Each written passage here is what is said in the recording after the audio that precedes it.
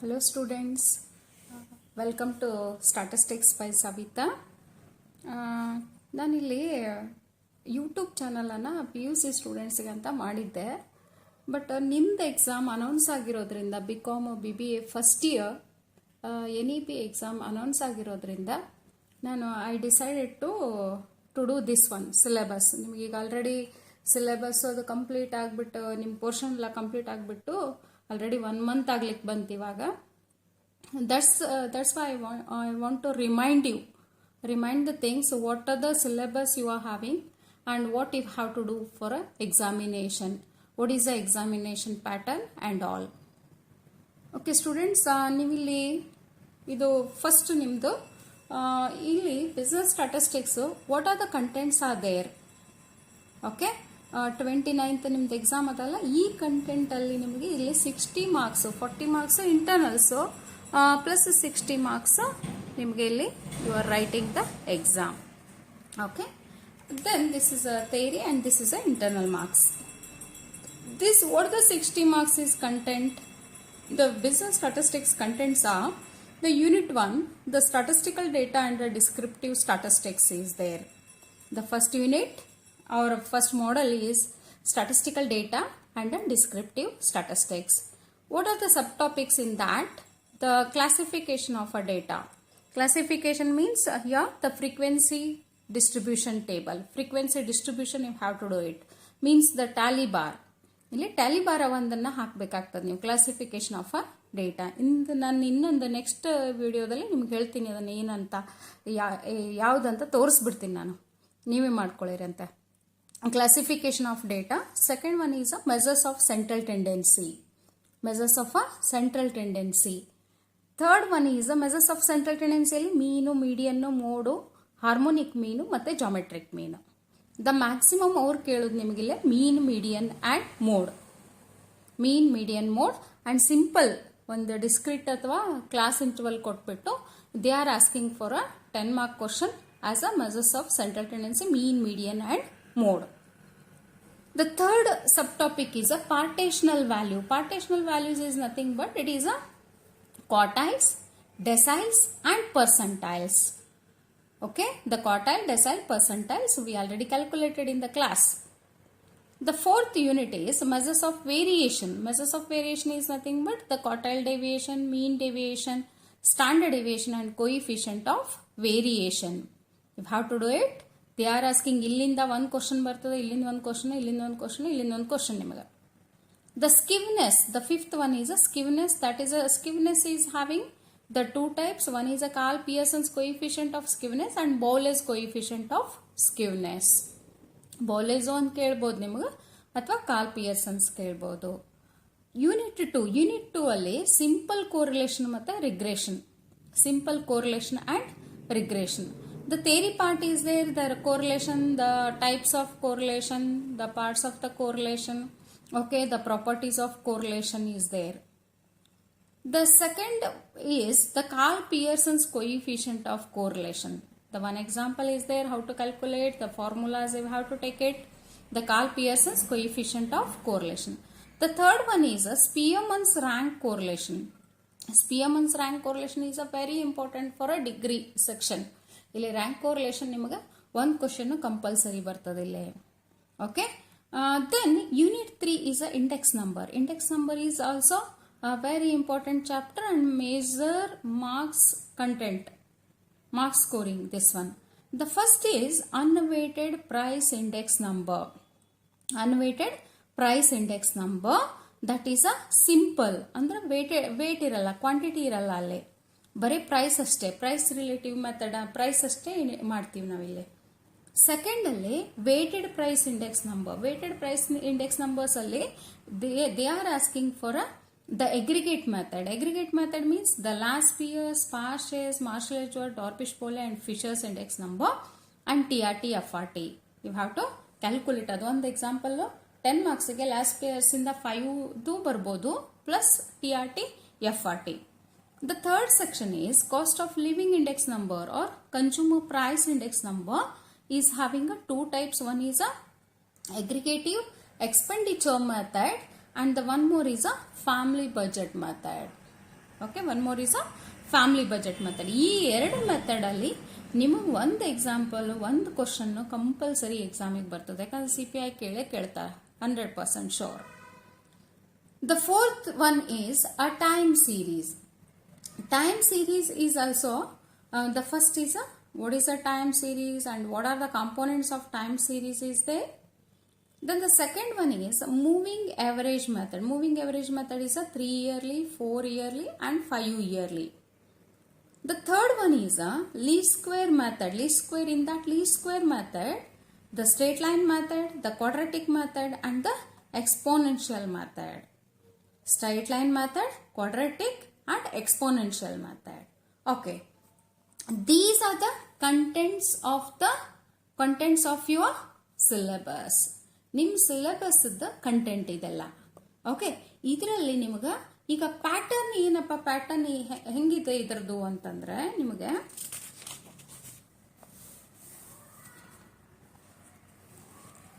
Section A ಅಂತಿದೆ. ಅಲ್ಲಿ section A ಅಲ್ಲಿ 1 ಮಾರ್ಕಿಂದು 10 ಕ್ವಶನ್ಸ್ ಬರ್ತದೆ. 10 you have to write it as a compulsory question. Section A, the first one is, in that 1 into 10, that is a 10. All may be a definition or a small problems. I already given in the maximum 1 mark and 2 marks questions. 2 marks ಅಂತೂ ಇಲ್ಲ, but 1 mark ನಿಮಗೆ questions definitions ಅನ್ನೆಲ್ಲ ನಾನು ಕೊಟ್ಟಿದ್ದೆ ಎಕ್ಸಾಮಿಗೆ. ಅದನ್ನು ಮಾಡ್ಕೊಂಡ್ಬಿಟ್ರೆ ಸಾಕು ನೀವು. The second one is section B ಅಲ್ಲಿ ನಿಮಗಿಲ್ಲಿ 5 ಕ್ವಶನ್ಸ್ ಅನ್ನು ಮಾಡಬೇಕು, 10 marks. Okay, 5 questions you have to solve it. 10 that is, but out of 7 questions, ಇಲ್ಲಿ ಉಲ್ಟಾ ಬರಿತೀನಿ ರೀ. 10 marks and you have to solve it any 5 out of 7 question. ಎರಡಷ್ಟೇ choice ಇದೆ ನಿಮಗಿಲ್ಲಿ. 10 into 5, that is a 50. The total is 60 marks. This is a total is a 60 marks it is. Okay, this is a pattern. ಇದು ನಿಮ್ದು pattern. 1 mark 10 ಬರಿಬೇಕು ನೀವು, 10 marks ಇಂದ 5 questions ಬರಿಬೇಕು. ಇಲ್ಲಿ 10 marks ಎಲ್ಲ ಹೆಂಗೆ ಹೇಳ್ತಾರಂದ್ರೆ, ಈಗ 1 ಮಾರ್ಕಿಂದಂತೂ direct questions they are asking. either define index number, define cost of living index number, define give a formula for a correlation, like that direct they are asking. But in the 10 marks they are asking the question number 1 means that is A, and this one is a B question. A maybe is having a 5 marks and B is also having a 5 marks maybe. Okay, or otherwise directly they ask a 1 question that is for a 10 mark question. ಇಲ್ಲಿ ನಿಮ್ದು choice ಹೆಂಗಿರ್ಬೇಕಂತಂದ್ರೆ, ನೀವು ಮಾಡೋದು ಕರೆಕ್ಟಾಗಿ ಒಂದು ನೀವು ಇಲ್ಲಿ 2 question ಅಷ್ಟೇ choices ಇರೋದು. ನಿಮ್ಗೆ 2 ಕ್ವಶನ್ ಚಾಯ್ಸ್ ಇದೆ, ಹೌದಾ? ಇಲ್ಲಿ 2 ಕ್ವಶನ್ ಚಾಯ್ಸ್ ಅಂದ್ರೆ ನೀವು ಇದು 3 ಕಂಪಲ್ಸರಿ ಮಾಡ್ಕೊಂಡ್ಬಿಡಿ. Correlation, regression, index number, time series. ಇದು ಈಸಿ ಅದ ನಿಮಗೆ. Mean, median, mode, partitional value, measures of variation ಮಾಡಿದ್ರಿ ಅಂದ್ರೆ ಒಂದು ಎಕ್ಸ್ಟ್ರಾ ಕ್ವಶನ್ ಬಂದ್ರೂ ಕೂಡ ನಿಮ್ಗೆ ಅಲ್ಲಿ ಯಾವ್ದು ಜಾಸ್ತಿ ಮಾರ್ಕ್ಸ್ ಕ್ಯಾರಿ ಆಗ್ತದಲ್ಲ, ದ್ಯಾಟ್ ವಿ ಆರ್ ಕನ್ಸಿಡರಿಂಗ್. ಇಲ್ಲಿ ಯಾವ್ದು ಜಾಸ್ತಿ ಮಾರ್ಕ್ಸ್ ಕವರ್ ಆಗ್ತದಲ್ಲ ಅದನ್ನ ಕನ್ಸಿಡರ್ ಮಾಡ್ತೀವಿ. That's why better you do it what I am telling you. ನಿಮ್ಗೆ ಯಾವ್ದು ವಿಡಿಯೋ ನಾನು ಇಲ್ಲಿ ಅಂದ್ರೆ ನಿಮ್ಗೆ ಯಾವ್ದು ಇಂಪಾರ್ಟೆಂಟ್ ಅಂತ ಕೊಡ್ತಾ ಇದ್ದೀನೋ ಅದನ್ನ ಮಾಡ್ಕೊಂಡ್ಬಿಟ್ರೆ ನೀವು ಸಾಕು. ನೀವು ಇಲ್ಲಿ 60ಗೆ 16ನ ಸ್ಕೋರ್ ಮಾಡಬಹುದು. Okay, students, then what we have to do it this one. Okay, ಇಲ್ಲಿ ಯಾವುದನ್ನ ಫಸ್ಟ್ ತಗೊಳ್ಳೋಣ ಅಂತಂದ್ರೆ, ಇಲ್ಲಿ classification of a data. Classification of data ಅಂತಂದ್ರೆ ನಿಮಗೆ ಇಲ್ಲಿ ರಾಜಮೋಹನ್ ಬುಕ್ ರೆಫರ್ ಮಾಡಿದ್ರೆ ಸಾಕು. ವ್ಯಾಲ್ಯೂಮ್ 1 ರಾಜಮೋಹನ್ ಬುಕ್ ಅಲ್ಲಿ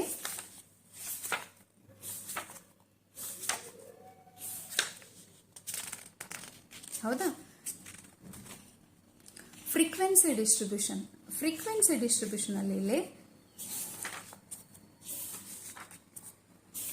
tally bars are there. ಇಲ್ಲಿ just you observe this question. The 40 students, okay, the 40 values is given. Then you are taking a class interval of that. Class interval how to take? Either they are giving, they will mention clearly either a 5 as a width or a 10 as a width. If they are not mentioning, you have to, according to a range, the lowest data and the highest data, if have to take a class interval from this to this, okay, ಎಷ್ಟಾಗ್ತದೆ 5 ತಗೋಬೇಕಾ ಇಲ್ಲ 10 ತಗೋಬೇಕಾ mention ಮಾಡಿಲ್ಲ ಅಂತಂದ್ರೆ ನೀವೇ ತಗೊಂಡ್ಬಿಟ್ಟು tally ಬಾರ್ನ ಇಲ್ಲಿ ಹಾಕಿ frequencies you have to take a total, then frequency comes as a total is 40 marks. Total, that is a 40 values, 40 values. ಇದು ನಿಮಗೆ ಇಲ್ಲಿ ಏನಿರ್ತದಲ್ಲ 5 7 12 7 3 4 2 ಇಟ್ ಕಮ್ಸ್, ಇದು ಕರೆಕ್ಟ್ ಆಗಿ ಬರ್ಬೇಕು ನಿಮಗೆ. ಇದು ಕರೆಕ್ಟ್ ಆಗಿ ಬಂತಂದ್ರೆ you will get a full marks. ಇಲ್ಲಿ ನಿಮ್ಗೆ ಇದನ್ನ 5 ಮಾರ್ಕ್ಸಿಗೆ ಇಲ್ಲಿ ಕೇಳಬಹುದು. ಕ್ಲಾಸಿಫಿಕೇಶನ್ ಅಂತಂದ್ರೆ what is a classification and write the classification ಅಂತ ಕೇಳಿಬಿಟ್ಟು ಇಲ್ಲಿದೆ ನೋಡಿ. Types of classification. Classification is a systematic grouping of the units according to their common characteristics. ನಿಮಗೆ ಇಲ್ಲಿ ಪೇಜ್ ನಂಬರ್ ಯಾವುದಂತಂದ್ರೆ 41 ಅಲ್ಲಿ ಪೇಜ್ ನಂಬರ್ 41 ಅಲ್ಲಿ ದ ಕ್ಲಾಸಿಫಿಕೇಶನ್ ಡೆಫಿನಿಷನ್ ಇದೆ. It is a systematic grouping of the units according to their common characteristics and what are the types of classification ಅಂದಾಗ quantitative classification, qualitative, spatial and temporal classification ನ ನೀವು ಇಲ್ಲಿ explain ಮಾಡಿಬಿಟ್ಟು with example ಒಂದು ನೋಡ್ಕೊಂಡ್ಬಿಡಿ. Example ನೋಡ್ಕೊಂಡ್ಬಿಟ್ಟು ಅದ್ರದ್ದು ಒಂದು ನಿಮ್ಗೆ Tally bar ಅದ್ರ ಜೊತೆ ಒಂದು ಟ್ಯಾಲಿ ಬಾರ್ ಕ್ವಶನ್ ಅನ್ನ ನಿಮಗೆ ಕೇಳಬಹುದು. ಯಾಕಂದ್ರೆ ಇಲ್ಲಿ ಕ್ಲಾಸಿಫಿಕೇಶನ್ ಒಂದು ಯೂನಿಟ್ ಇದೆ. ಇಲ್ಲಿ ಯೂನಿಟ್ 1 ಅಲ್ಲಿ ಸಬ್ ಟಾಪಿಕ್ ಇದೆ classification of data. Classification of data ಅಂದ್ರೆ ನಿಮ್ಗಲ್ಲಿ ಥಿಯರಿ ಪ್ಲಸ್ ಇದು ಫ್ರೀಕ್ವೆನ್ಸಿ ಡಿಸ್ಟ್ರಿಬ್ಯೂಷನ್ ಎಲ್ಲ ನಿಮಗೆ ಬರುತ್ತಿಲ್ಲ. ಫ್ರೀಕ್ವೆನ್ಸಿ ಡಿಸ್ಟ್ರಿಬ್ಯೂಷನ್ ಟ್ಯಾಲಿ ಬಾರ್ ಹಾಕೋದನ್ನ ಕಲ್ತ್ ಬಿಟ್ರಿ ಅಂದ್ರೆ ಸಾಕು. ಬಟ್ ಇಲ್ಲಿ ಟ್ಯಾಲಿ ಬಾರ್ನ ಹೆಂಗ್ ಹಾಕೋದು ಅಂತಂದ್ರೆ ಈಗ 163.3, then you already taken this class interval 163, where it comes 163, it comes from 160 to 165, then you are taking a one tally bar. 155, don't take it here. 155 it ends, but it starts here. That's where you have to take it as a 155 as a next one ಎಲ್ಲಿ start ಆಗುತ್ತೋ ಅಲ್ಲಿ 155 ಹಾಕೋಬೇಕು. 169.9, then 169.9 means 165 to 170 you have to take a one tally bar. Like that, this is a classification of a data. They are asking a theory plus the one tally bar. Okay, the next one is a measures of central tendency. Measures of central tendency ಬಂದ್ಬಿಟ್ಟು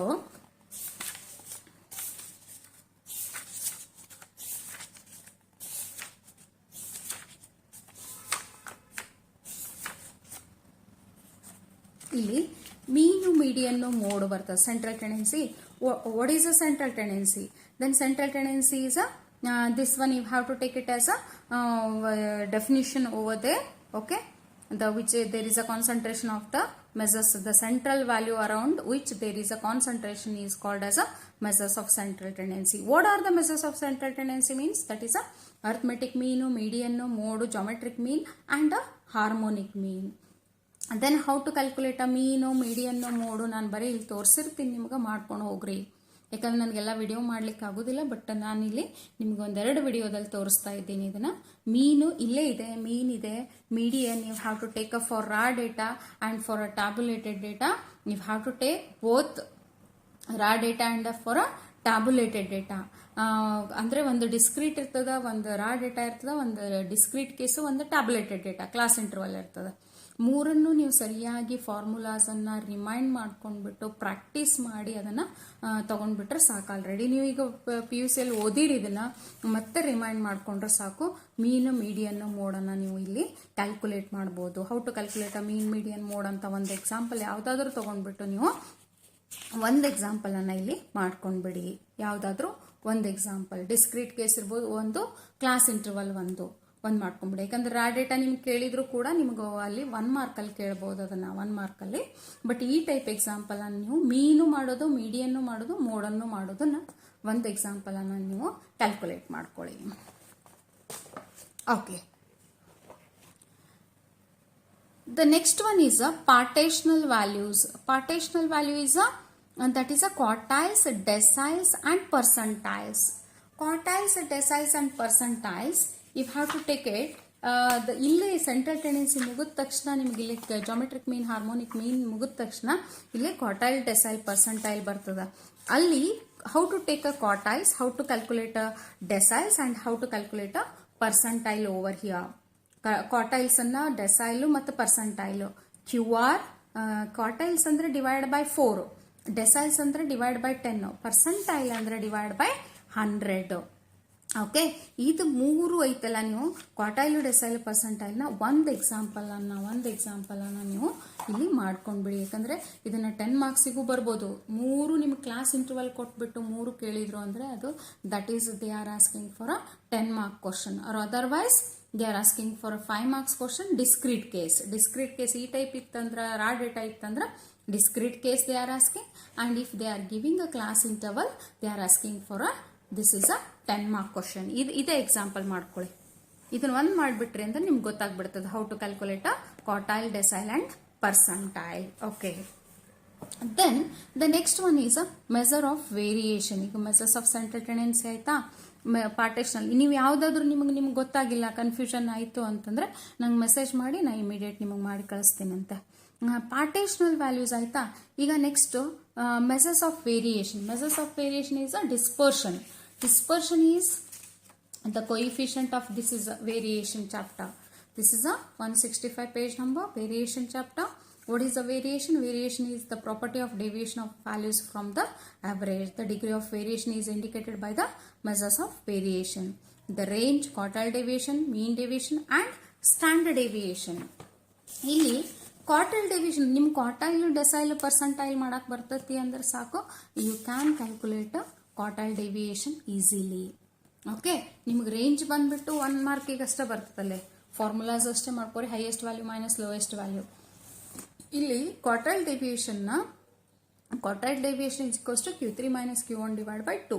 That is a coefficient of quartile deviation, Q3 minus Q1 divided by Q3 plus Q1. ನಿಮ್ಗೆ already Q3 ಹೆಂಗದ, Q1 ಹೆಂಗೆ calculate ಮಾಡಬೇಕು ಇಲ್ಲಿ ನೀವು ಇದರಲ್ಲಿ ಕಲ್ತು ಬಿಡ್ತೀರಿ, ಪೊಸಿಷನಲ್ ವ್ಯಾಲ್ಯೂ ಒಳಗೆ ಅಥವಾ ಪಾರ್ಟೇಷನ್ ವ್ಯಾಲ್ಯೂಸ್ ಒಳಗೆ ಕಲ್ತಾಗ you have to calculate it easily the quartile deviation.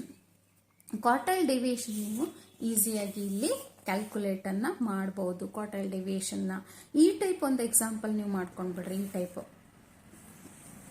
discrete case, it is a discrete case. Okay, discrete case ಒಂದು ಮಾಡ್ಕೊಂಡ್ರೆ ಈ ಒಂದು ಕ್ಲಾಸ್ ಇಂಟರ್ವಲ್ ಒಂದು ನೋಡ್ಕೊಂಡ್ಬಿಡಿ, ಈಸಿ ಆಗ್ತದೆ. ಆಮೇಲೆ mean deviation for mean deviation from median and mean deviation from mode ಇದೆ ನಿಮಗೆ. ಮೀನ್ deviation from ಮೀನ್ ಮತ್ತು ಮೀಡಿಯನ್ ಇಲ್ಲಿ ಮಾಡ್ಕೊಂಡ್ಬಿಟ್ರೆ ಸಾಕು ನಿಮಗೆ.